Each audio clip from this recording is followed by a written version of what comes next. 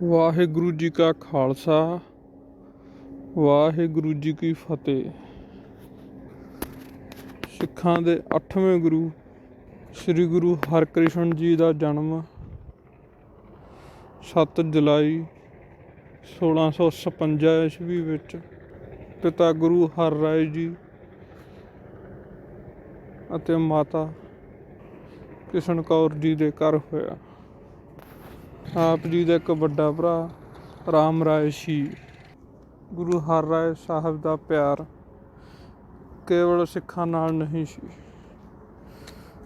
ਬਲਕਿ ਹਰ ਕੌਮ ਤੇ ਹਰ ਉਸ ਬੰਦੇ ਨਾਲ, ਬਿਨਾਂ ਕਿਸੇ ਊਚ ਨੀਚ ਤੇ ਬਿਨਾਂ ਕਿਸੇ ਅਮੀਰ ਗਰੀਬ ਦਾ ਫਰਕ ਕਰੇ। ਉਹ ਸਰਬ ਸਾਂਝੀਵਾਲਤਾ ਦਾ ਪ੍ਰਤੀਕ ਸੀ ਅਤੇ ਦੀਨ ਦੁਖੀਆਂ ਦੀ ਸਾਰ ਤੇ ਸੇਵਾ ਕਰਨ ਵਾਲੇ ਪਰਉਪਕਾਰੀ ਸਨ। ਉਹਨਾਂ ਨੇ ਰੋਗੀਆਂ ਦੀ ਪੀੜਾ ਤੇ ਰੋਗ ਦੂਰ ਕਰਨ ਲਈ ਸਫਾਖਾਨਾ ਤੇ ਦਵਾਖਾਨਾ ਖੋਲ੍ਹਿਆ ਹੋਇਆ ਸੀ, ਜਿੱਥੇ ਉਹ ਕਥਾ ਕੀਰਤਨ, ਗੁਰਬਾਣੀ ਤੇ ਸਿਮਰਨ ਤੋਂ ਬਾਅਦ ਰੋਗੀਆਂ ਦਾ ਇਲਾਜ ਸੇਵਾ ਕਰਦੇ ਸਨ। ਆਪ ਜੀ ਦੀ ਸੇਵਾ ਨਾਲ ਰੋਗੀਆਂ ਨੂੰ ਨਵਾਂ ਜੀਵਨ ਮਿਲਣਾ ਸ਼ੁਰੂ ਹੋਇਆ। ਇਸ ਤਰ੍ਹਾਂ ਆਪ ਜੀ ਦੀ ਵਡਿਆਈ ਚਾਰੇ ਪਾਸੇ ਫੈਲਦੀ ਰਹੀ। ਬਚਪਨ ਤੋਂ ਹੀ ਗੁਰੂ ਹਰਕ੍ਰਿਸ਼ਨ ਸਾਹਿਬ ਦੀ ਸਿੱਖਿਆ ਵੱਲ ਇੰਨਾ ਧਿਆਨ ਦਿੱਤਾ ਗਿਆ। 4 ਸਾਲ ਦੀ ਉਮਰ ਵਿੱਚ ਹੀ ਇਹਨਾਂ ਨੂੰ ਸਾਰੀਆਂ ਬਾਣੀਆਂ ਤੇ ਗੁਰੂ ਗ੍ਰੰਥ ਸਾਹਿਬ ਜੀ ਦੇ ਅਨੇਕ ਸ਼ਬਦ ਜ਼ੁਬਾਨੀ ਯਾਦ ਹੋ ਗਏ। ਜਦੋਂ ਗੁਰੂ ਹਰ ਰਾਏ ਜੀ ਉਪਦੇਸ਼ ਦੇ ਰਹੇ ਹੁੰਦੇ ਹਨ ਤਾਂ ਆਪ ਜੀ ਉਹਨਾਂ ਨੂੰ ਬਹੁਤ ਧਿਆਨ ਨਾਲ ਸੁਣਦੇ ਤੇ ਯਾਦ ਰੱਖਦੇ। ਕਈ ਘੰਟੇ ਸਿਮਰਨ ਕਰਦੇ, ਖਾਣ ਪੀਣ ਦੀ ਸੁੱਧ ਵੀ ਨਾ ਰਹਿੰਦੀ। ਇੱਕ ਸੂਈ ਚੁਭਾਉਣ ਦੀ ਸਾਖੀ ਦੱਸਦੀ ਹੈ ਕਿ ਉਹ ਕਿਸ ਸ਼ਿੱਦਤ ਨਾਲ ਰੱਬ ਦਾ ਸਿਮਰਨ ਕਰਦੇ ਤੇ ਆਪਣੇ ਆਪ ਨੂੰ ਰੱਬ ਨਾਲ ਜੋੜ ਲੈਂਦੇ ਕਿ ਉਹਨਾਂ ਨੂੰ ਸੂਈ ਚੁਭਣ ਦਾ ਦਰਦ ਵੀ ਨਾ ਹੁੰਦਾ। ਇੱਕ ਵਾਰ ਇੱਕ ਸਿੱਖ ਨੇ ਗੁਰੂ ਹਰ ਰਾਏ ਜੀ ਤੋਂ ਪੁੱਛਿਆ ਕਿ ਤੁਸੀਂ ਦੋਨਾਂ ਪੁੱਤਰਾਂ ਵਿੱਚੋਂ ਕਿਸ ਨੂੰ ਜ਼ਿਆਦਾ ਪਸੰਦ ਕਰਦੇ ਹੋ? ਤਾਂ ਗੁਰੂ ਹਰ ਰਾਏ ਸਾਹਿਬ ਨੇ ਉਸ ਸਿੱਖ ਨੂੰ ਇੱਕ ਸੂਈ ਦਿੱਤੀ ਤੇ ਕਿਹਾ, ਜਦ ਦੋਨੋਂ ਪੁੱਤਰ ਪਾਠ ਕਰਦੇ ਹੋਣ, ਇਹ ਸੂਈ ਉਹਨਾਂ ਦੇ ਪੈਰ ਦੇ ਤਲੇ ਵਿੱਚ ਖੁਬੋ ਦੇਣੀ, ਜਿਸ ਨੂੰ ਪਾਠ ਕਰਦਿਆਂ ਇਸ ਦਾ ਦਰਦ ਨਾ ਹੋਵੇ, ਧਿਆਨ ਪੂਰੀ ਤਰ੍ਹਾਂ ਸਿਮਰਨ ਵਿੱਚ ਹੋਵੇ, ਅਸਲ ਵਿੱਚ ਉਹੀ ਗੁਰਗੱਦੀ ਦੇ ਲਾਇਕ ਹੋਵੇਗਾ। ਸਿੱਖ ਨੇ ਉਵੇਂ ਹੀ ਕੀਤਾ ਜਿਵੇਂ ਗੁਰੂ ਹਰ ਰਾਏ ਸਾਹਿਬ ਨੇ ਕਿਹਾ ਸੀ। ਇਸ ਇਮਤਿਹਾਨ ਵਿੱਚ ਗੁਰੂ ਹਰਕ੍ਰਿਸ਼ਨ ਸਾਹਿਬ ਜੀ ਪਾਸ ਹੋਏ। ਹਰ ਰੋਜ਼ ਦਿਨ ਚੜ੍ਹੇ ਸ੍ਰੀ ਗੁਰੂ ਹਰਕ੍ਰਿਸ਼ਨ ਸਾਹਿਬ ਜੀ ਆਪਣੇ ਪਿਤਾ ਜੀ ਨਾਲ ਦਵਾਖਾਨੇ ਵਿੱਚ ਜਾ ਕੇ ਰੋਗੀਆਂ ਦੀ ਸੇਵਾ ਕਰਦੇ। ਇਹਨਾਂ ਦੇ ਕੋਮਲ ਸੋਹ, ਮਿੱਠੇ ਬੋਲ, ਆਤਮਿਕ ਤੇ ਅਧਿਆਤਮਿਕ ਸ਼ਕਤੀ ਤੇ ਨੂਰਾਨੀ ਚਿਹਰੇ ਨਾਲ ਰੋਗੀਆਂ ਦੀ ਅੱਧੀ ਬਿਮਾਰੀ ਤਾਂ ਆਪਣੇ ਆਪ ਠੀਕ ਹੋ ਜਾਂਦੀ ਸੀ। ਕਿਹਾ ਜਾਂਦਾ ਹੈ ਕਿ ਗੁਰੂ ਹਰਕ੍ਰਿਸ਼ਨ ਜੀ ਦੀ ਅੰਮ੍ਰਿਤਮਈ ਦ੍ਰਿਸ਼ਟੀ ਜਿਸ ਉੱਪਰ ਵੀ ਪੈ ਜਾਂਦੀ, ਉਹਨਾਂ ਦੇ ਸਭ ਦੁੱਖ ਦੂਰ ਹੋ ਜਾਂਦੇ ਸਨ, ਰੋਗ ਕੱਟੇ ਜਾਂਦੇ ਹਨ ਤੇ ਸੁੱਕੇ ਹਰੇ ਭਰੇ ਹੋ ਜਾਂਦੇ ਹਨ। ਗੁਰੂ ਹਰ ਰਾਏ ਸਾਹਿਬ ਤੇ ਗੁਰੂ ਹਰਕ੍ਰਿਸ਼ਨ ਸਾਹਿਬ ਦੀ ਸੇਵਾ, ਦਵਾਖਾਨੇ ਤੇ ਸਫਾਖਾਨੇ ਦੇ ਚਰਚੇ ਹਰ ਥਾਂ ਤੇ ਹੋਣ ਲੱਗ ਪਏ। ਇੱਕ ਸਮਾਂ ਆਇਆ ਜਦੋਂ ਦਿੱਲੀ ਦੇ ਬਾਦਸ਼ਾਹ ਸ਼ਾਹਜਹਾਂ ਦੇ ਪੁੱਤਰ ਦਾਰਾ ਸ਼ਕੋ, ਜੋ ਔਰੰਗਜ਼ੇਬ ਦੀ ਮਕਾਰੀ ਕਰਕੇ ਸਖਤ ਬਿਮਾਰ ਪੈ ਗਿਆ ਸੀ, ਜਿਸ ਦੀ ਸਲਾਮਤੀ ਵਾਸਤੇ ਮੁਗਲ ਬਾਦਸ਼ਾਹ ਸ਼ਾਹਜਹਾਂ ਕੋਈ ਹਕੀਮ, ਕੋਈ ਫਕੀਰ ਤੇ ਕੋਈ ਹੀਲਾ ਵਸੀਲਾ ਨਾ ਛੱਡਿਆ, ਤਾਂ ਗੁਰੂ ਹਰ ਰਾਏ ਸਾਹਿਬ ਦੇ ਦਵਾਖਾਨੇ ਦੀਆਂ ਦਵਾਈਆਂ ਨਾਲ ਦਾਰਾ ਸ਼ਕੋ ਦੀ ਹਾਲਤ ਕਾਫੀ ਠੀਕ ਹੋ ਗਈ। ਸ਼ਾਹਜਹਾਂ ਆਪਣੇ ਵੱਡੇ ਪੁੱਤਰ ਦਾਰਾ ਸ਼ਕੋ ਨੂੰ ਬਹੁਤ ਪਿਆਰ ਕਰਦਾ ਸੀ ਤੇ ਉਸ ਨੂੰ ਹੀ ਆਪਣੇ ਤੋਂ ਬਾਅਦ ਗੱਦੀ ਦੇਣੀ ਚਾਹੁੰਦਾ ਸੀ, ਪਰ ਔਰੰਗਜ਼ੇਬ ਇਸ ਤਰ੍ਹਾਂ ਬਿਲਕੁਲ ਨਹੀਂ ਚਾਹੁੰਦਾ ਸੀ। ਕਿ ਉਸ ਦਾ ਭਰਾ ਦਾਰਾਸ਼ਕੋ ਗੱਦੀ 'ਤੇ ਬੈਠੇ। ਇਸ ਲਈ ਉਸਨੇ ਆਪਣੇ ਭਰਾਵਾਂ ਨੂੰ ਬੁਰੀ ਤਰ੍ਹਾਂ ਕਤਲ ਕਰਵਾ ਦਿੱਤਾ ਅਤੇ ਆਪਣੇ ਪਿਓ ਸ਼ਾਹਜਹਾਂ ਨੂੰ ਆਗਰੇ ਦੇ ਕਿਲ੍ਹੇ ਵਿੱਚ ਕੈਦ ਕਰ ਲਿਆ। ਇਸ ਤਰ੍ਹਾਂ ਔਰੰਗਜ਼ੇਬ ਨੇ ਗੱਦੀ ਹਾਸਲ ਕਰ ਲਈ। ਉਹਨਾਂ ਸਭ ਕੋਲੋਂ ਬਦਲਾ ਲੈਣ ਦੀ ਸੋਚ ਰਿਹਾ ਸੀ ਜਿਨ੍ਹਾਂ ਨੇ ਵੀ ਦਾਰਾਸ਼ਕੋ ਦੀ ਮਦਦ ਕੀਤੀ ਸੀ। ਉਸਨੇ ਗੁਰੂ ਹਰਿਰਾਏ ਸਾਹਿਬ ਨੂੰ ਦਿੱਲੀ ਬੁਲਾਉਣ ਦਾ ਸੱਦਾ ਪੱਤਰ ਭੇਜਿਆ ਤਾਂ ਗੁਰੂ ਸਾਹਿਬ ਨੇ ਸਾਫ਼ ਇਨਕਾਰ ਕਰ ਦਿੱਤਾ, ਕਿਉਂਕਿ ਉਹ ਨਹੀਂ ਚਾਹੁੰਦੇ ਸਨ ਕਿ ਝੂਠਾ, ਬੇਈਮਾਨ ਅਤੇ ਕਾਤਲ ਬੰਦਾ ਸਾਡੇ ਮੱਥੇ ਲੱਗੇ। ਇਸ ਲਈ ਉਹਨਾਂ ਨੇ ਆਪ ਜਾਣ ਦੀ ਬਜਾਏ ਆਪਣੇ ਵੱਡੇ ਪੁੱਤਰ ਰਾਮ ਰਾਏ ਜੀ ਨੂੰ ਉਪਦੇਸ਼ ਦੇ ਕੇ ਦਿੱਲੀ ਵੱਲ ਨੂੰ ਭੇਜਿਆ। ਰਾਮ ਰਾਏ ਦਾ ਔਰੰਗਜ਼ੇਬ 'ਤੇ ਬਹੁਤ ਚੰਗਾ ਪ੍ਰਭਾਵ ਸੀ। ਉਸਨੇ ਹਰ ਪ੍ਰਸ਼ਨ ਦਾ ਉੱਤਰ ਬੜੇ ਵਧੀਆ ਢੰਗ ਨਾਲ ਦਿੱਤਾ, ਪਰ ਛੇਤੀ ਹੀ ਇਹ ਸ਼ਾਹੀ ਪ੍ਰਭਾਵ ਰਾਮ ਰਾਏ ਜੀ 'ਤੇ ਹਾਵੀ ਹੋਣ ਲੱਗ ਪਿਆ। ਉਸਨੇ ਗੁਰੂ ਨਾਨਕ ਸਾਹਿਬ ਦੀ ਗੁਰਬਾਣੀ ਦੀ ਤੁਕ ਬਦਲ ਕੇ ਔਰੰਗਜ਼ੇਬ ਨੂੰ ਖੁਸ਼ ਕਰ ਦਿੱਤਾ। ਰਾਮ ਰਾਏ ਨੇ ਔਰੰਗਜ਼ੇਬ ਨੂੰ ਤਾਂ ਖੁਸ਼ ਕਰ ਦਿੱਤਾ, ਪਰ ਆਪਣੇ ਪਿਤਾ ਅਤੇ ਸੰਗਤਾਂ ਦੀ ਨਜ਼ਰਾਂ ਤੋਂ ਡਿੱਗ ਪਿਆ। ਜਦੋਂ ਇਹ ਘਟਨਾ ਕੀਰਤਪੁਰ ਸਾਹਿਬ ਪਹੁੰਚੀ ਤਾਂ ਗੁਰੂ ਸਾਹਿਬ ਨੇ ਉਸ ਨੂੰ ਕਦੇ ਨਾ ਮੱਥੇ ਲੱਗਣ ਦੀ ਹਦਾਇਤ ਲਿਖ ਕੇ ਭੇਜੀ ਅਤੇ ਗੁਰੂ ਦਰਬਾਰ ਸਾਹਿਬ ਵਿੱਚ ਆਉਣ ਤੋਂ ਮਨ੍ਹਾ ਕਰ ਦਿੱਤਾ ਅਤੇ ਸੰਗਤ ਨੂੰ ਵੀ ਇਸ ਗੱਲ 'ਤੇ ਅਮਲ ਕਰਨ ਲਈ ਕਿਹਾ। ਇਸ ਤਰ੍ਹਾਂ ਜਦ ਰਾਮ ਰਾਏ ਨੂੰ ਮਾਫੀ ਨਾ ਮਿਲੀ ਤਾਂ ਉਸਨੇ ਔਰੰਗਜ਼ੇਬ ਤੋਂ ਜਗੀਰ ਲੈ ਕੇ ਆਪਣਾ ਰਹਿਣ ਬਸੇਰਾ ਦੇਹਰਾਦੂਨ ਵਿਖੇ ਕਰ ਲਿਆ। ਗੁਰੂ ਹਰਿਰਾਏ ਜੀ ਪੂਰੇ 31 ਵਰ੍ਹਿਆਂ ਦੇ ਹੋ ਗਏ ਸਨ ਅਤੇ ਗੁਰਗੱਦੀ 'ਤੇ ਬੈਠਿਆਂ ਉਹਨਾਂ ਨੂੰ 13 ਸਾਲ ਹੋ ਚੁੱਕੇ ਸੀ। ਅੰਤਿਮ ਸਮਾਂ ਨੇੜੇ ਜਾਣ ਕੇ ਗੱਦੀ ਦਾ ਵਾਰਸ ਗੁਰੂ ਹਰਕ੍ਰਿਸ਼ਨ, ਜੋ ਹਰ ਤਰ੍ਹਾਂ ਦੇ ਕਾਬਲ ਸਨ, ਆਪਣੇ ਛੋਟੇ ਪੁੱਤਰ ਨੂੰ ਥਾਪ ਦਿੱਤਾ। ਗੁਰਗੱਦੀ ਦੀ ਰਸਮ ਅਦਾ ਹੋਈ, ਕੀਰਤਨ ਹੋਇਆ, ਕੜਾਹ ਪ੍ਰਸਾਦ ਵੰਡਿਆ ਗਿਆ, ਗੱਦੀ 'ਤੇ ਬਿਠਾ ਕੇ ਮੱਥਾ ਟੇਕਿਆ। ਸੰਗਤਾਂ ਨੂੰ ਹੁਕਮ ਕੀਤਾ ਮੱਥਾ ਟੇਕਣ ਲਈ ਅਤੇ ਦੂਜੇ ਦਿਨ ਹੀ ਆਪ ਜੀ ਜੋਤੀ ਜੋਤ ਸਮਾ ਗਏ। ਗੁਰੂ ਹਰਿਰਾਏ ਸਾਹਿਬ ਜੀ ਦਾ ਸੰਸਕਾਰ ਸਤਲੁਜ ਦੇ ਕੰਢੇ 'ਤੇ ਕੀਰਤਪੁਰ ਤੋਂ ਕੁਝ ਦੂਰੀ 'ਤੇ ਕੀਤਾ ਗਿਆ, ਜਿੱਥੇ ਅੱਜ ਕੱਲ੍ਹ ਪਤਾਲਪੁਰੀ ਗੁਰਦੁਆਰਾ ਹੈ। ਗੁਰੂ ਹਰਕ੍ਰਿਸ਼ਨ ਜੀ ਨੇ ਜਦ ਗੱਦੀ ਸੰਭਾਲੀ ਉਦੋਂ ਉਹਨਾਂ ਦੀ ਉਮਰ ਕਰੀਬ 5 ਸਾਲ ਸੀ। ਉਹਨਾਂ ਨੇ ਇੰਨੀ ਛੋਟੀ ਉਮਰ ਵਿੱਚ ਇੰਨੀ ਵੱਡੀ ਜ਼ਿੰਮੇਦਾਰੀ ਨੂੰ ਬੜੀ ਚੰਗੀ ਤਰ੍ਹਾਂ ਸੰਭਾਲਿਆ। ਸਿੱਖ ਕੌਮ ਨੂੰ ਤਾਂ ਨਿਸ਼ਚਿਤ ਸੀ, ਪਰ ਆਮ ਲੋਕ ਹੈਰਾਨ ਸੀ। ਜਦ ਉਹ ਦਰਬਾਰ ਵਿੱਚ ਬੈਠ ਕੇ ਉਪਦੇਸ਼ ਦਿੰਦੇ ਤਾਂ ਲੋਕਾਂ ਦਾ ਧਿਆਨ ਉਸ ਪਰਮਾਤਮਾ ਨਾਲ ਜੁੜ ਜਾਂਦਾ। ਜਦੋਂ ਗੁਰੂ ਹਰਕ੍ਰਿਸ਼ਨ ਸਾਹਿਬ ਜੀ ਨੇ ਗੱਦੀ ਸੰਭਾਲੀ ਤਾਂ ਕੀਰਤਪੁਰ ਸਾਹਿਬ ਵਿੱਚ ਬਹੁਤ ਰੌਣਕਾਂ ਲੱਗ ਗਈਆਂ। ਸੰਗਤਾਂ ਦੂਰ ਦੂਰ ਤੋਂ, ਨਗਰਾਂ ਪ੍ਰਾਂਤਾਂ ਤੋਂ ਪਹੁੰਚਦੀਆਂ। ਗੁਰੂ ਸਾਹਿਬ ਜੀ ਰੋਜ਼ ਸਵੇਰੇ ਉੱਠਦੇ, ਇਸ਼ਨਾਨ ਕਰਕੇ ਨਿਤਨੇਮ ਦਾ ਪਾਠ ਕਰਦੇ ਅਤੇ ਸਿਮਰਨ ਵਿੱਚ ਜੁੜ ਜਾਂਦੇ। ਉਸ ਤੋਂ ਬਾਅਦ ਦਰਬਾਰ ਵਿੱਚ ਆਉਂਦੇ, ਕੀਰਤਨ ਉਪਰੰਤ ਉਪਦੇਸ਼ ਦਿੰਦੇ। ਉਹਨਾਂ ਦੇ ਉਪਦੇਸ਼ ਦੇਣ ਦਾ ਢੰਗ ਇੰਨਾ ਪ੍ਰਭਾਵਸ਼ਾਲੀ ਸੀ ਕਿ ਸੰਗਤਾਂ ਹੈਰਾਨ ਰਹਿ ਜਾਂਦੀਆਂ। ਇਸ ਤੋਂ ਬਾਅਦ ਆਪ ਜੀ ਦਵਾਖਾਨੇ ਜਾਂਦੇ, ਜਿੱਥੇ ਬੜੇ ਸਿਆਣੇ ਅਤੇ ਤਜਰਬੇਕਾਰ ਹਕੀਮ ਰੱਖੇ ਹੋਏ ਸਨ। ਦਵਾ ਦਾਰੂ ਨਾਲ ਰੋਗੀਆਂ ਦਾ ਹਾਲ ਚਾਲ ਪੁੱਛਦੇ। ਉਹਨਾਂ ਦੇ ਮਿੱਠੇ ਬੋਲ, ਹੱਥਾਂ ਦੀ ਛੋਹ ਅਤੇ ਪਿਆਰ ਭਰੀ ਨਜ਼ਰ ਨਾਲ ਰੋਗੀ ਅਰੋਗ ਹੋ ਜਾਂਦੇ ਸਨ।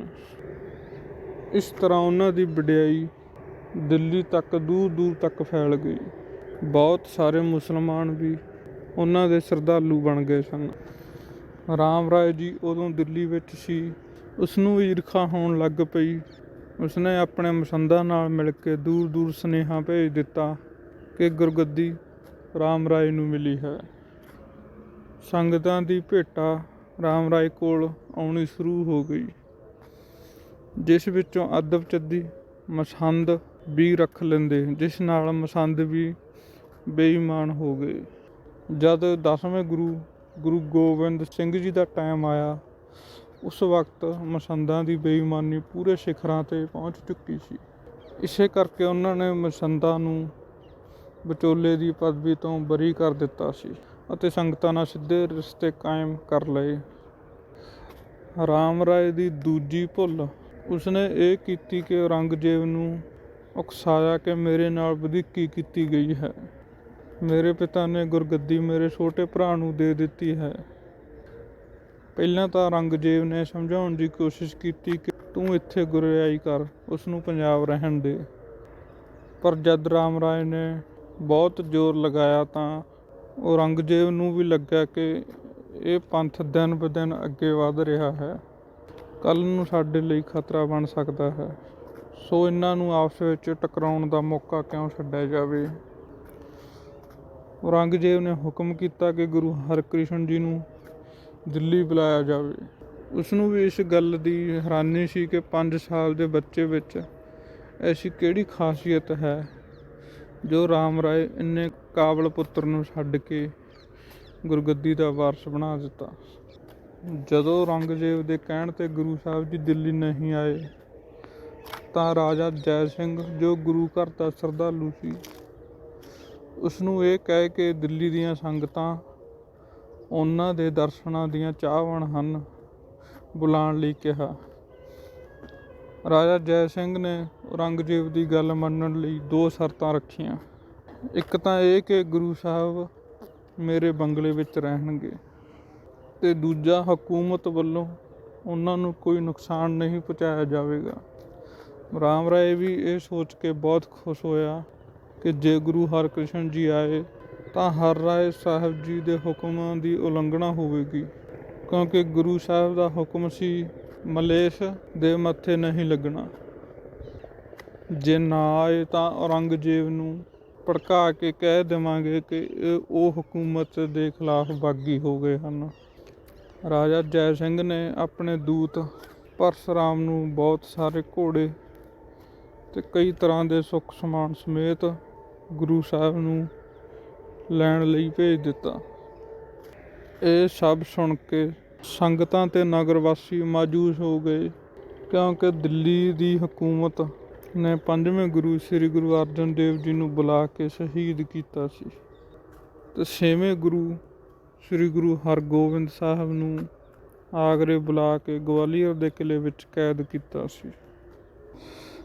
ਅਜੇ ਪਰਿਵਾਰ ਅਤੇ ਸਿੱਖ ਸਲਾਹ ਕਰ ਹੀ ਰਹੇ ਸਨ ਕਿ ਗੁਰੂ ਸਾਹਿਬ ਜੀ ਨੇ ਬੜੀ ਦਲੇਰੀ ਨਾਲ ਆਪਣਾ ਫੈਸਲਾ ਸੁਣਾ ਦਿੱਤਾ ਕਿ ਉਹ ਦਿੱਲੀ ਜ਼ਰੂਰ ਜਾਣਗੇ, ਪਰ ਔਰੰਗਜ਼ੇਬ ਦੇ ਮੱਥੇ ਨਹੀਂ ਲੱਗਣਗੇ। ਫਕੀਰਾਂ ਦਾ ਕੰਮ ਨਹੀਂ ਕਿ ਬਾਦਸ਼ਾਹ ਅੱਗੇ ਉਹ ਆਪਣੇ ਘਰ ਦੇ ਝਗੜੇ ਨਿਪਟਾਉਣ ਜਾਂ ਭਰਾ ਦੇ ਖਿਲਾਫ ਖੜ੍ਹੇ ਹੋ ਕੇ ਕੋਈ ਫਰਿਆਦ ਕਰਨ, ਪਰ ਸੰਗਤਾਂ ਨੂੰ ਦਰਸ਼ਨ ਦੇਣ ਅਸੀਂ ਜ਼ਰੂਰ ਜਾਵਾਂਗੇ। ਸਾਡਾ ਕੰਮ ਸਿਰਫ ਧਰਮ ਦਾ ਉਪਦੇਸ਼ ਦੇਣਾ ਅਤੇ ਦੀਨ ਦੁਨੀਆ ਦੀ ਸੇਵਾ ਕਰਨਾ। ਸਾਡਾ ਜਾਣਾ ਹੀ ਅਕਾਲ ਪੁਰਖ ਦਾ ਹੁਕਮ ਹੈ। ਫਰਵਰੀ 1644 ਦੇ ਦੂਜੇ ਹਫ਼ਤੇ ਗੁਰੂ ਜੀ ਕੀਰਤਪੁਰ ਤੋਂ ਦਿੱਲੀ ਲਈ ਰਵਾਨਾ ਹੋਏ। ਪਰਿਵਾਰ ਤੋਂ ਇਲਾਵਾ ਹਜ਼ਾਰਾਂ ਦੀ ਗਿਣਤੀ ਵਿੱਚ ਸਿੱਖ ਸੰਗਤ ਅਤੇ ਸੈਨਿਕ ਜਵਾਨ ਨਾਲ ਸਨ। ਰਸਤੇ ਵਿੱਚ ਦਿਆਲਪੁਰ ਬਨੂੜ ਦੇ ਨੇੜੇ ਆਪਣੀ ਭੈਣ ਨੂੰ ਮਿਲੇ। ਉਹਨਾਂ ਨੂੰ ਸ਼ਾਇਦ ਪਤਾ ਸੀ ਕਿ ਇਹ ਸਫ਼ਰ ਉਹਨਾਂ ਦਾ ਆਖਰੀ ਸਫ਼ਰ ਹੈ। ਵਿਸਾਖੀ ਦਾ ਪੁਰਬ ਨੇੜੇ ਹੋਣ ਕਰਕੇ ਸੰਗਤਾਂ ਕਾਬੁਲ, ਪੇਸ਼ਾਵਰ, ਕਸ਼ਮੀਰ, ਦਹਾਕਾ ਆਦਿ ਤੋਂ ਆਈਆਂ ਹੋਈਆਂ ਸਨ। ਅੰਬਾਲੇ ਦੇ ਨੇੜੇ ਪੰਜੋਖੜਾ ਕੁਝ ਦਿਨ ਪ੍ਰਚਾਰ ਲਈ ਰੁਕੇ। ਇੱਥੇ ਆ ਕੇ ਉਹਨਾਂ ਨੇ ਇੱਕ ਲਕੀਰ ਖਿੱਚ ਦਿੱਤੀ ਕਿ ਸੰਗਤਾਂ ਆਪਣੇ ਘਰਾਂ ਨੂੰ ਪਰਤ ਜਾਣ, ਕੁਝ ਕੁ ਸਿੰਘਾਂ ਨੂੰ ਛੱਡ ਕੇ। ਇੱਥੇ ਹੀ ਪੰਡਿਤ ਲਾਲ ਚੰਦ ਨੇ ਜਦੋਂ ਲਾਮ ਲਸ਼ਕਰ ਨਾਲ ਡੇਰਾ ਦੇਖਿਆ ਅਤੇ ਪੁੱਛਿਆ ਕਿ ਇਹ ਕਿਸ ਦਾ ਡੇਰਾ ਹੈ, ਤਾਂ ਇੱਕ ਸਿੱਖ ਨੇ ਕਿਹਾ ਗੁਰੂ ਹਰਕ੍ਰਿਸ਼ਨ ਜੀ ਦਾ। ਤਾਂ ਲਾਲਾ ਕ੍ਰੋਧ ਵਿੱਚ ਆ ਗਿਆ ਅਤੇ ਕਹਿਣ ਲੱਗਾ ਕਿ ਕਲਯੁਗ ਵਿੱਚ ਸਾਡੇ ਕ੍ਰਿਸ਼ਨ ਤੋਂ ਵੱਡਾ ਕਿਹੜਾ ਹਰਕ੍ਰਿਸ਼ਨ ਪੈਦਾ ਹੋ ਗਿਆ, ਚਾਹੇ ਉਸਨੇ ਗੀਤਾ ਵੀ ਨਾ ਸੁਣਿਆ ਹੋਵੇ। ਸਿੱਖ ਨੇ ਕਿਹਾ ਪੰਡਿਤ ਜੀ ਐਵੇਂ ਗੁੱਸਾ ਕਿਉਂ ਕਰਦੇ ਹੋ, ਇੱਕ ਵਾਰ ਦਰਸ਼ਨ ਕਰਕੇ ਤਾਂ ਦੇਖ ਲਵੋ। ਸਿੱਖ ਨੇ ਇਹ ਗੱਲ ਗੁਰੂ ਸਾਹਿਬ ਨੂੰ ਦੱਸ ਦਿੱਤੀ। ਗੁਰੂ ਸਾਹਿਬ ਨੇ ਉਸ ਨੂੰ ਬੁਲਾ ਕੇ ਉਸ ਦੇ ਸਾਹਮਣੇ ਇੱਕ ਗੂੰਗੇ ਝੌਰ ਕੋਲੋਂ ਆਪਣੀ ਕਿਰਪਾ ਦ੍ਰਿਸ਼ਟੀ ਨਾਲ ਗੀਤਾ ਦੇ ਅਰਥ ਕਰਵਾ ਦਿੱਤੇ। ਪੰਡਤ ਨੂੰ ਆਪਣੀ ਗਲਤੀ ਦਾ ਅਹਿਸਾਸ ਹੋਇਆ ਅਤੇ ਗੁਰੂ ਜੀ ਦੇ ਚਰਨਾਂ ਵਿੱਚ ਮੱਥਾ ਟੇਕਿਆ। ਉਸ 'ਤੇ ਵੀ ਗੁਰੂ ਸਾਹਿਬ ਦੀ ਕਿਰਪਾ ਦ੍ਰਿਸ਼ਟੀ ਹੋਈ, ਉਹ ਗੁਰੂ ਦਾ ਸਿੱਖ ਬਣ ਗਿਆ। ਜਦੋਂ ਗੁਰੂ ਸਾਹਿਬ ਪੰਜੋਖੜੇ ਤੋਂ ਚੱਲੇ ਤਾਂ ਉਹਨਾਂ ਨਾਲ ਮਾਤਾ ਕ੍ਰਿਸ਼ਨ ਕੌਰ, ਭਾਈ ਦਰਗਾਹ ਮੱਲ, ਭਾਈ ਦਿਆਲ ਦਾਸ, ਭਾਈ ਗੁਰਦਿੱਤਾ ਤੋਂ ਇਲਾਵਾ ਕੁਝ ਕੁ ਹੋਰ ਸਿੱਖ ਸਨ। ਗੁਰੂ ਸਾਹਿਬ ਦਾ ਆਉਣਾ ਸੁਣ ਕੇ ਦੂਰ ਦੂਰ ਤੋਂ ਸੰਗਤਾਂ ਦਰਸ਼ਨਾਂ ਲਈ ਆਉਣ ਲੱਗੀਆਂ। ਕੁਰੂਕਸ਼ੇਤਰ ਵਿੱਚ ਵੱਸਦੇ ਕਈ ਹਿੰਦੂ ਪੰਡਤ ਤੇ ਵਿਦਵਾਨ ਆਪ ਜੀ ਨਾਲ ਗਿਆਨ ਚਰਚਾ ਕਰਨ ਲਈ ਆਏ। ਇੱਥੋਂ ਆਪ ਚੱਲ ਕੇ ਬਦਰਪੁਰ, ਕੜਾ, ਮਾਣਕਪੁਰ, ਕਰਨਾਲ, ਸੋਨੀਪਤ ਆਦਿ ਥਾਵਾਂ ਤੋਂ ਰੁਕਦੇ ਇੱਕ ਹਫ਼ਤੇ ਦੇ ਮਗਰੋਂ ਦਿੱਲੀ ਪਹੁੰਚੇ। ਰਾਜਾ ਜੈ ਸਿੰਘ ਨੇ ਗੁਰੂ ਸਾਹਿਬ ਦਾ ਬੜਾ ਨਿੱਘਾ ਸਵਾਗਤ ਕੀਤਾ। ਰਾਜਾ ਜੈ ਸਿੰਘ, ਉਸ ਦੇ ਪੁੱਤਰ, ਰਾਣੀਆਂ, ਕਈ ਵਜ਼ੀਰ ਉਹਨਾਂ ਦੇ ਸਵਾਗਤ ਲਈ ਆਏ। ਚਾਂਦੀ ਦੇ ਥਾਲ ਵਿੱਚ ਕਈ ਸੁਗਾਤਾਂ ਵੀ ਭੇਟ ਕੀਤੀਆਂ ਜੋ ਉਹਨਾਂ ਨੇ ਗਰੀਬਾਂ ਵਿੱਚ ਵੰਡ ਦਿੱਤੀਆਂ। ਉਹਨਾਂ ਦੇ ਠਹਿਰਨ ਦਾ ਇੰਤਜ਼ਾਮ ਇੱਕ ਸੁੰਦਰ ਬੰਗਲੇ ਵਿੱਚ ਕੀਤਾ ਗਿਆ, ਜਿਸ ਨੂੰ ਅੱਜ ਕੱਲ੍ਹ ਬੰਗਲਾ ਸਾਹਿਬ ਗੁਰਦੁਆਰਾ ਕਿਹਾ ਜਾਂਦਾ ਹੈ। ਸ਼ਹਿਰ ਵਿੱਚ ਗੁਰੂ ਸਾਹਿਬ ਦੇ ਆਉਣ ਦੀ ਖਬਰ ਅੱਗ ਵਾਂਗ ਫੈਲ ਗਈ। ਲੋਕ ਦਰਸ਼ਨਾਂ ਲਈ ਆਉਣਾ ਸ਼ੁਰੂ ਹੋ ਗਏ। ਔਰੰਗਜ਼ੇਬ ਨੂੰ ਵੀ ਖਬਰ ਪਹੁੰਚਾ ਦਿੱਤੀ ਗਈ। ਜਦ ਉਸਨੇ ਇਹਨਾਂ ਦੀ ਵਡਿਆਈ ਸੁਣੀ ਤਾਂ ਬੜੀ ਬੇਸਬਰੀ ਨਾਲ ਉਹਨਾਂ ਨੂੰ ਮਿਲਣ ਦਾ ਇੰਤਜ਼ਾਰ ਕਰਨ ਲੱਗਿਆ। ਜਦ ਗੁਰੂ ਸਾਹਿਬ ਨਾ ਆਏ ਤਾਂ ਉਹ ਖੁਦ ਚੱਲ ਕੇ ਮਿਲਣ ਵਾਸਤੇ ਆ ਗਿਆ। ਕਹਿੰਦੇ ਹਨ ਕਿ ਅੱਧੀ ਘੜੀ ਉਹ ਗੁਰੂ ਸਾਹਿਬ ਦਾ ਇੰਤਜ਼ਾਰ ਵਿੱਚ ਬੈਠਾ ਰਿਹਾ, ਪਰ ਗੁਰੂ ਜੀ ਨਹੀਂ ਆਏ ਤਾਂ ਲਿਖ ਕੇ ਸੁਨੇਹਾ ਭੇਜਿਆ, ਮੇਰਾ ਹੈ ਰਾਹ ਦੀਦਾਰ, ਮੈਂ ਆਪ ਚੱਲ ਆਇਆ ਫਕੀਰ ਦਰਬਾਰ। ਤਾਂ ਗੁਰੂ ਸਾਹਿਬ ਜੀ ਨੇ ਵਾਪਸ ਸੁਨੇਹਾ ਘੱਲ ਦਿੱਤਾ, ਅਸੀਂ ਫਕੀਰ ਹਾਂ, ਗਰੀਬਾਂ ਤੇ ਦੂਣ ਦੁਖੀਆਂ ਨਾਲ ਸਾਡਾ ਵਾਹ ਹੈ, ਬਾਦਸ਼ਾਹਾਂ ਨਾਲ ਸਾਡਾ ਕੀ ਕੰਮ। ਇੱਥੇ ਆ ਕੇ ਗੁਰੂ ਸਾਹਿਬ ਨੇ ਰੋਗੀਆਂ ਦਾ ਇਲਾਜ ਕਰਨਾ ਸ਼ੁਰੂ ਕਰ ਦਿੱਤਾ। ਕੁਝ ਉਹਨਾਂ ਦੀ ਦਵਾਈ, ਕੁਝ ਆਤਮਿਕ ਤੇ ਅਧਿਆਤਮਿਕ ਸ਼ਕਤੀ, ਉਹਨਾਂ ਦੀ ਬੋਲਚਾਲ ਦਾ ਢੰਗ, ਰੋਗੀ ਬਿਲਕੁਲ ਠੀਕ ਹੋ ਜਾਂਦਾ ਸੀ। ਇਸ ਗੱਲ ਦੀ ਸਾਰੇ ਸ਼ਹਿਰ ਵਿੱਚ ਚਰਚਾ ਹੋਣ ਲੱਗ ਪਈ। ਔਰੰਗਜ਼ੇਬ ਦੇ ਦਰਬਾਰ ਵਿੱਚ ਵੀ ਗੁਰੂ ਸਾਹਿਬ ਦੀ ਵਡਿਆਈ ਫੈਲਣ ਲੱਗੀ, ਜਿਸ ਤੋਂ ਰਾਮ ਰਾਏ ਬਹੁਤ ਗੁੱਸੇ 'ਚ ਹੋਇਆ ਤੇ ਕੁਝ ਉਲਟੇ ਸਿੱਧੇ ਬੋਲਣ ਲੱਗਾ। ਤਾਂ ਦਰਬਾਰੀ ਨੇ ਜਵਾਬ ਦਿੱਤਾ ਕਿ ਤੁਹਾਡੀਆਂ ਕਰਾਮਾਤਾਂ ਤਾਂ ਤੁਹਾਡੀ ਆਪਣੀ ਤਾਰੀਫ ਕਰਵਾਉਣ ਵਾਸਤੇ ਹੁੰਦੀਆਂ ਹਨ ਤੇ ਦੁੱਖ ਦਾ ਕਾਰਨ ਬਣਦੀਆਂ ਹਨ, ਪਰ ਉਹਨਾਂ ਦੀ ਸ਼ਕਤੀ ਤਾਂ ਪੂਰੀ ਦੁਨੀਆ ਨੂੰ ਸੁੱਖ ਦੇ ਰਹੀ ਹੈ। ਜਦੋਂ ਗੁਰੂ ਸਾਹਿਬ ਨੇ ਔਰੰਗਜ਼ੇਬ ਨੂੰ ਮਿਲਣ ਵਾਸਤੇ ਨਾ ਕਰ ਦਿੱਤੀ ਤਾਂ ਉਸ ਦਾ ਗੁੱਸਾ ਹੋਰ ਵੱਧ ਗਿਆ। ਉਸਨੇ ਆਪਣੇ ਪੁੱਤਰ ਨੂੰ ਸੁਗਾਤ ਵਜੋਂ 2 ਥਾਲ ਦੇ ਕੇ, ਇੱਕ ਵਿੱਚ ਹੀਰੇ ਜਵਾਹਰਾਤ ਤੇ ਦੂਸਰੇ ਵਿੱਚ ਫਕੀਰੀ ਦਾ ਝੋਲਾ, ਤੇ ਨਾਲ ਹੀ ਇੱਕ ਚਿੱਠੀ ਜਿਸ ਵਿੱਚ ਫਿਰ ਮਿਲਣ ਲਈ ਬੇਨਤੀ ਕੀਤੀ। ਉਹਨਾਂ ਨੇ ਹੀਰੇ ਜਵਾਹਰਾਤ ਤਾਂ ਵਾਪਸ ਕਰ ਦਿੱਤੇ, ਫਕੀਰੀ ਦਾ ਝੋਲਾ ਰੱਖ ਲਿਆ ਤੇ ਨਾਲ ਹੀ ਇੱਕ ਸੁਨੇਹਾ ਪੱਤਰ ਭੇਜਿਆ ਕਿ ਇਹ ਸ਼ਬਦ ਤੁਹਾਡੀ ਮੁਲਾਕਾਤ ਨਾਲੋਂ ਜ਼ਿਆਦਾ ਉੱਤਮ ਹਨ, ਇਹਨਾਂ ਨੂੰ ਯਾਦ ਰੱਖਣਾ। ਕਿਆ ਖਾਦੇ ਕਿਆ ਪੈਦੇ ਹੋਏ, ਜਾਮਣ ਨਾ ਹੀ ਸੱਚਾ ਹੋਏ, ਕਿਆ ਮੇਵਾ ਕਿਆ ਘਿਓ ਗੁੜ ਮਿੱਠਾ, ਕਿਆ ਮੈਦਾ ਕਿਆ ਮਾਸ, ਕਿਆ ਕੱਪੜ ਕਿਆ ਸੇਜ ਸੁਖਾਲੀ, ਕੀਜੈ ਭੋਗ ਬਿਲਾਸ, ਕਿਆ ਲਸ਼ਕਰ ਕਿਆ ਨੇਬ ਖਵਾਸੀ, ਆਵੇ ਮਹਿਲੀ ਵਾਸ, ਨਾਨਕ ਸੱਚੇ ਨਾਮ ਬਿਨ ਸਭੇ ਢੋਲ ਵਿਨਾਸ਼। ਇਹ ਸ਼ਬਦ ਔਰੰਗਜ਼ੇਬ ਦੇ ਮੂੰਹ 'ਤੇ ਕਰਾਰੀ ਚਪੇੜ ਸੀ। ਜਦੋਂ ਉਹ ਖੁਦ ਵੀ ਚੱਲ ਕੇ ਆਇਆ ਤਾਂ ਦਰਵਾਜ਼ਾ ਬੰਦ ਕਰ ਦਿੱਤਾ। ਅੱਧੀ ਘੜੀ ਔਰੰਗਜ਼ੇਬ ਬਾਹਰ ਬੂਹੇ 'ਤੇ ਖੜ੍ਹਾ ਰਿਹਾ, ਪਰ ਦਰਵਾਜ਼ਾ ਨਹੀਂ ਖੋਲ੍ਹਿਆ। ਰਾਮ ਰਾਏ ਦੇ ਦਾਅਵੇ ਬਾਰੇ ਉਹਨਾਂ ਨੂੰ ਕਿਹਾ ਕਿ ਗੁਰਗੱਦੀ ਵਿਰਾਸਤ ਜਾਂ ਜੱਦੀ ਮਲਕੀਅਤ ਨਹੀਂ, ਗੁਰੂ ਨਾਨਕ ਸਾਹਿਬ ਜੀ ਨੇ ਆਪਣੇ ਦੋਨੋਂ ਪੁੱਤਰਾਂ ਨੂੰ ਛੱਡ ਕੇ ਸੇਵਕ ਸਿੱਖ ਨੂੰ ਬਖਸ਼ੀ ਸੀ। ਗੁਰੂ ਅੰਗਦ ਦੇਵ ਜੀ ਨੇ ਗੁਰੂ ਅਮਰਦਾਸ ਜੀ ਨੂੰ, ਜੋ ਉਹਨਾਂ ਦੀ ਧੀ ਦੇ ਜੇਠ ਸਨ। ਗੁਰੂ ਅਮਰਦਾਸ ਜੀ ਨੇ ਆਪਣੇ ਪੁੱਤਰਾਂ ਨੂੰ ਛੱਡ ਕੇ ਜਵਾਈ ਨੂੰ ਗੁਰਗੱਦੀ ਦਾ ਵਾਰਸ ਬਣਾਇਆ। ਰਾਮਦਾਸ ਜੀ ਨੇ ਵੱਡੇ ਪੁੱਤਰਾਂ ਨੂੰ ਛੱਡ ਕੇ ਛੋਟੇ ਪੁੱਤਰ ਨੂੰ ਗੁਰਗੱਦੀ ਦਿੱਤੀ। ਗੁਰੂ ਹਰਗੋਬਿੰਦ ਸਾਹਿਬ ਜੀ ਨੇ ਆਪਣੇ 5 ਪੁੱਤਰਾਂ ਨੂੰ ਛੱਡ ਕੇ ਪੋਤਰੇ ਨੂੰ ਗੁਰਗੱਦੀ ਦਿੱਤੀ। ਸਿੱਖੀ ਵਿੱਚ ਇਹ ਕੋਈ ਅਨੋਖੀ ਗੱਲ ਨਹੀਂ। ਗੁਰੂ ਨਾਨਕ ਸਾਹਿਬ ਜੀ ਦੀ ਬਾਣੀ ਪਲਟਣ ਕਰਕੇ ਜੇ ਪਿਤਾ ਜੀ ਨੇ ਉਹਨਾਂ ਨੂੰ ਤਿਆਗ ਦਿੱਤਾ ਤਾਂ ਇਹ ਕੋਈ ਵਧੀਕੀ ਜਾਂ ਬੇਇਨਸਾਫੀ ਨਹੀਂ। ਗੁਰੂ ਸਾਹਿਬ ਦੀ ਚੋਣ ਠੀਕ ਸੀ। ਬਾਦਸ਼ਾਹ ਨੂੰ ਯਕੀਨ ਹੋ ਗਿਆ। ਰਾਮ ਰਾਏ ਦੀ ਅਰਜ਼ੀ ਖਾਰਜ ਕਰ ਦਿੱਤੀ ਗਈ ਤੇ ਉਸ ਨੂੰ ਕਿਹਾ, ਹਕੂਮਤ ਕਿਸੇ ਨੂੰ ਗੁਰਿਆਈ ਨਹੀਂ ਦੇ ਸਕਦੀ, ਨਾ ਸੰਗਤਾਂ ਨੂੰ ਕਹਿ ਸਕਦੀ ਹੈ ਕਿ ਇਹ ਗੁਰੂ ਮੰਨੋ ਜਾਂ ਨਾ ਮੰਨੋ। ਜੋ ਚੋਣ ਗੁਰੂ ਸਾਹਿਬ ਕਰ ਗਏ, ਹਕੂਮਤ ਦੇ ਵੱਸ ਵਿੱਚ ਨਹੀਂ ਉਸ ਨੂੰ ਬਦਲਣਾ। ਗੁਰੂ ਸਾਹਿਬ ਨੇ ਰੋਗੀਆਂ ਦਾ ਇਲਾਜ ਤੇ ਸੇਵਾ ਦਾ ਜ਼ਿੰਮਾ ਲੈ ਲਿਆ। ਸ਼ਬਦ ਕੀਰਤਨ ਤੋਂ ਬਾਅਦ ਘਰ ਘਰ ਜਾ ਕੇ ਰੋਗੀਆਂ ਦਾ ਇਲਾਜ ਕਰਦੇ ਤੇ ਉਹਨਾਂ ਨੂੰ ਧਰਵਾਸ ਦਿੰਦੇ। ਲੋਕਾਂ ਨੇ ਇੱਥੇ ਇੱਕ ਅਜੀਬ ਚਮਤਕਾਰ ਅਨੁਭਵ ਕੀਤਾ। ਜਿੱਥੇ ਬੈਠ ਕੇ ਰੋਗੀਆਂ ਦਾ ਇਲਾਜ ਕਰਦੇ ਸੀ, ਉੱਥੇ ਪਾਣੀ ਦਾ ਇੱਕ ਚੁਬਚਾ ਸੀ ਜਿੱਥੇ ਗੁਰੂ ਸਾਹਿਬ ਆਪਣੇ ਪੈਰ ਧੋਇਆ ਕਰਦੇ ਸੀ। ਰੋਗੀ ਜਦੋਂ ਇਹ ਜਲ ਆਪਣੇ ਸਰੀਰ ਨੂੰ ਲਗਾਉਂਦੇ ਤਾਂ ਉਹਨਾਂ ਦੇ ਰੋਗ ਕੱਟੇ ਜਾਂਦੇ। ਇਸ ਤੋਂ ਬਾਅਦ ਹਜ਼ਾਰਾਂ ਸ਼ਰਧਾਲੂ ਗੁਰੂ ਸਾਹਿਬ ਜੀ ਦੇ ਦਰਸ਼ਨਾਂ ਲਈ ਆਉਣ ਲੱਗ ਪਏ ਤੇ ਕਈ ਆ ਕੇ ਇੱਥੇ ਹੀ ਵਸ ਗਏ। ਦਿੱਲੀ ਵਿੱਚ ਫੈਲੀ ਬਿਮਾਰੀ ਦਿਨ ਬੇ ਦਿਨ ਭਿਆਨਕ ਰੂਪ ਧਾਰਨ ਕਰਨ ਲੱਗੀ। ਹਜ਼ਾਰਾਂ ਲੋਕ ਚੇਚਕ ਨਾਲ ਮਰ ਗਏ, ਨੇਤਰਹੀਣ ਤੇ ਬਦਸੂਰਤ ਹੋ ਗਏ। ਕਈ ਲੋਕ ਤੇ ਆਪਣੇ ਬਿਮਾਰ ਰਿਸ਼ਤੇਦਾਰਾਂ ਨੂੰ ਅਛੂਤ ਸਮਝ ਕੇ ਛੱਡ ਕੇ ਚਲੇ ਗਏ। ਗੁਰੂ ਸਾਹਿਬ ਨੇ ਬੇਸਹਾਰਾ ਤੇ ਮੌਤ ਨਾਲ ਜੂਝਣ ਵਾਲੇ ਬਿਮਾਰਾਂ ਦੀ ਸੇਵਾ ਦਾ ਜ਼ਿੰਮਾ ਚੁੱਕ ਲਿਆ। ਗੰਦੀਆਂ ਬਸਤੀਆਂ ਦੇ ਲੋਕਾਂ ਦੇ ਘਰਾਂ ਵਿੱਚ ਜਾ ਜਾ ਕੇ ਰੋਗੀਆਂ ਦਾ ਦਵਾ ਦਾਰੂ ਤੇ ਸੇਵਾ ਸੰਭਾਲ ਕਰਦੇ। ਸਾਰੀ ਦਿੱਲੀ ਵਿੱਚ ਸ੍ਰੀ ਹਰਿਕ੍ਰਿਸ਼ਨ ਧਿਆਈਏ ਜਿਸ ਡਿਠੇ ਸਭ ਦੁੱਖ ਜਾਏ ਦੀ ਧੁਨ ਗੂੰਜਣੀ ਸ਼ੁਰੂ ਹੋ ਗਈ। ਜੋ ਆਪਣੇ ਪਰਿਵਾਰਾਂ ਨੂੰ ਛੱਡ ਕੇ ਗਏ ਸੀ, ਵਾਪਸ ਪਰਤਣ ਲੱਗੇ। ਦਵਾਖਾਨੇ ਤੇ ਲੋਕਾਂ ਦੇ ਘਰੋਂ ਘਰੀ ਸੇਵਾ ਕਰਕੇ ਆਉਂਦੇ ਤਾਂ ਬਹੁਤ ਥੱਕ ਜਾਂਦੇ, ਪਰ ਨਿਤਨੇਮ ਪਾਠ ਕੀਰਤਨ ਕਦੇ ਛੱਡਿਆ ਨਹੀਂ। ਹਵੇਲੀ ਛੱਡ ਕੇ ਗੰਦੀ ਬਸਤੀਆਂ ਵਿੱਚ ਘਰ ਘਰ ਜਾ ਕੇ ਸੇਵਾ ਵਿੱਚ ਲੱਗੇ ਰਹਿੰਦੇ।